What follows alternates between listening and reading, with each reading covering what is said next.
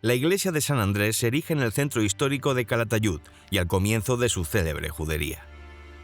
Su perfil urbano queda definido inmediatamente por la torre, una estructura de 35 metros que comparte la planta octogonal con la de Santa María. Sobre la portada principal del templo, que sustituye a una portada gótica ya desaparecida, se conserva un crismón románico de piedra caliza. El espacio interior se articula mediante un código cromático que permite leer la historia del edificio. El color blanco señala el núcleo original.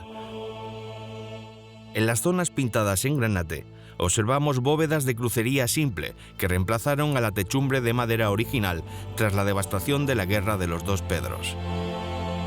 La evolución constructiva continúa en las zonas de color ocre, correspondientes a las ampliaciones renacentistas y barrocas hacia la cabecera, donde se encuentra el retablo mayor dedicado a San Andrés.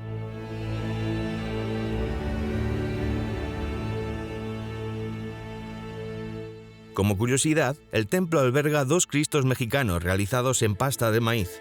Estas esculturas, procedentes de Nueva España, se caracterizan por ser huecas, lo que permitía su uso procesional debido a su escaso peso. Bajo la torre se sitúa la antigua capilla bautismal, donde se encuentra una pila de alabastro del siglo XVI. Desde este espacio se puede observar cómo la torre no apoya directamente sobre el suelo, sino sobre una cúpula apoyada en un núcleo central hueco. Históricamente vinculada a los gremios de artesanos e intelectuales, la parroquia custodia también el registro del enterramiento de los padres de Baltasar Gracián.